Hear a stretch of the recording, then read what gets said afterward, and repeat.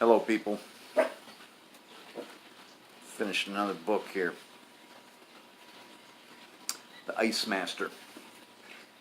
Jennifer Niven.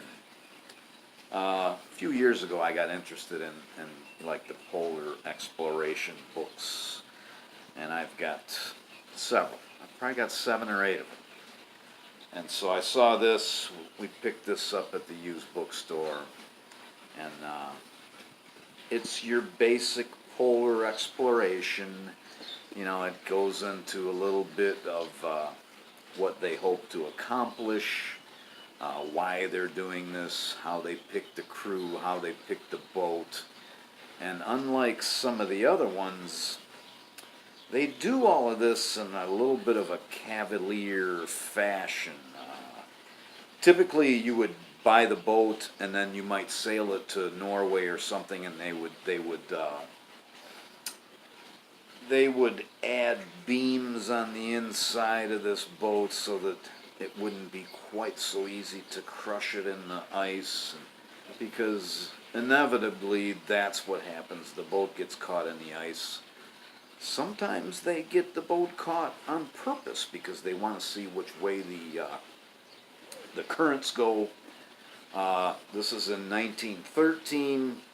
At this time, a lot of people were still convinced that the North Pole was sitting on land, that there was another continent there. So that's what this guy Stephenson was looking for, was this other continent.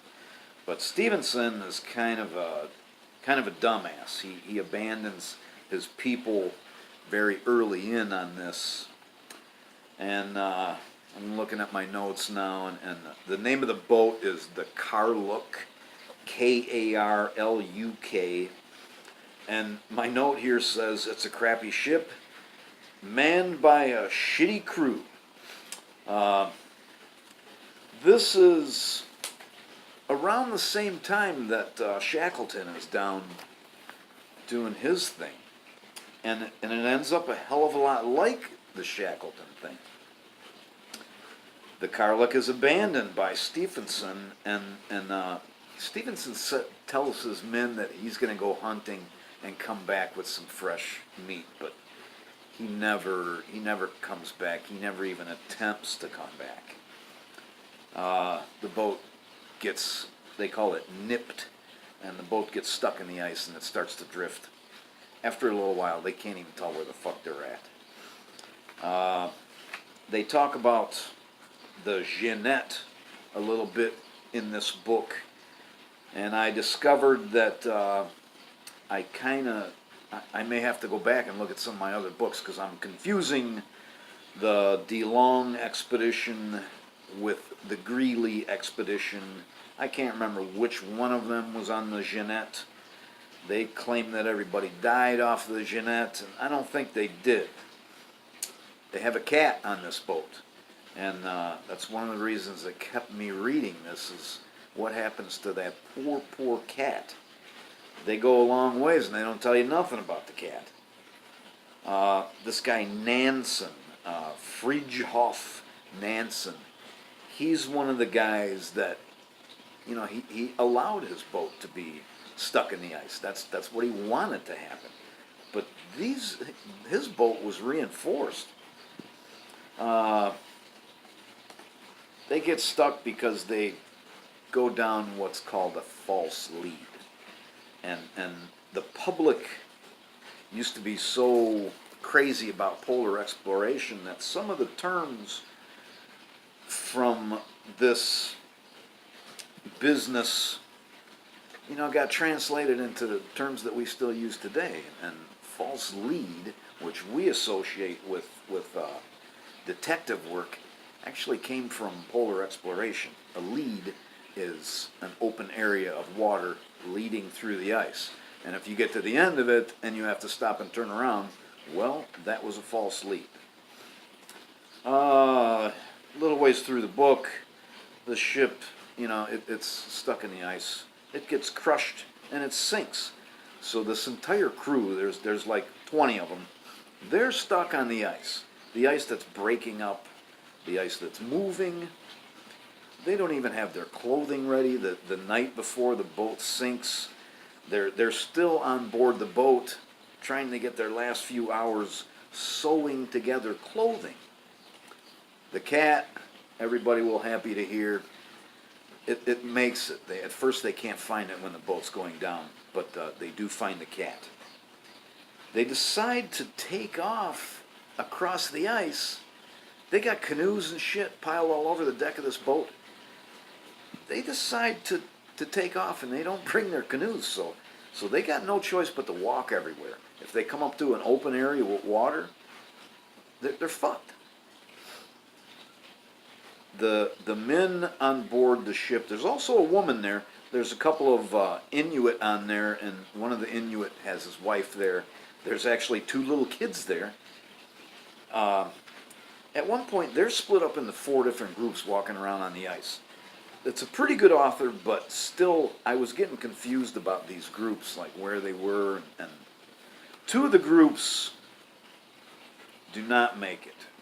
One group ends up on Herald Island. They find them there 9 years later. They find their bones, and they find where they were having fires. They still have food left, ammunition left. Nobody really knows why they died. There was another group of 4 guys that never even made it off the ice. Nobody knows anything about what happened to them.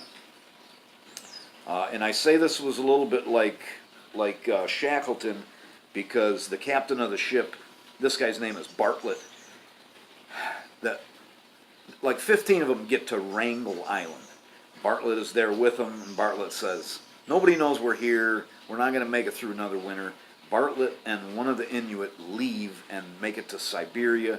Bartlett ends up getting all the way back to Alaska, and he organizes the rescue mission. At one point they are digging up Arctic willows, ripping pages out of books and rolling them up like cigarettes and smoking them. All of these books, all of these Arctic and Antarctic exploration books, it's amazing how much these people crave tobacco. It's a big part of what they're doing. The cat is still alive. The cat is on the island. The cat, there's a 3-year-old Inuit girl. Her name is Mugpee. And Mugpee likes to pull the cat's tail and tease the cat. And Mugpee gets scratched by the cat. And Mugpee, when this author writes the book, this is in 1913, Mugpee is 3 years old. The book is written in the year 2000. Mugpee is still alive. And the author actually gets to interview Mugpee. She's 3, she doesn't remember much, but she still has a scar from the cat on her chin. The cat, too, makes it. The cat is also rescued along with most of these other guys. Like 15 of them get rescued. The cat, one of them takes the cat, and the cat has all these litters of kittens, and apparently they try to deliver kittens to other survivors. It's a 370-page book. The rescue doesn't happen until page 344. Took me a couple days. It's a pretty good book. Just, it's amazing the things these guys want to do when they get rescued, the food that they want to eat. One of the groups of people, when these rescuers stroll onto the island and say, hey, come on, let's go, we got food for you, they are actually offering the rescuers tea. They say, before we leave, why don't you sit down and have a cup of tea with us? The one guy wants to eat a can of condensed milk with a spoon. That's all he can think about. And they do it. They give him the condensed milk. They eat and they smoke and they drink coffee, and that's all they want to do. I think 8 men out of the whole bunch died. They get to where they can't really walk around because they have this mysterious illness. And the illness, they say later on, is just you're eating too much meat and too much fat, and you're not getting anything else, no other carbohydrates in your diet. So that's it. It's a good book. I've already started on another one, and I think I'm going to end the video there. What are you reading, honey? reading In Cold Blood by Truman Capote. Ooh, I've read that one before. That's a pretty good book. It's a good book. I can't wait to see the movie after I've read the book. Yeah, we're going to look for the movie on Netflix or something. And you're almost done, aren't you? Almost done. Okay, that's it. Thank you.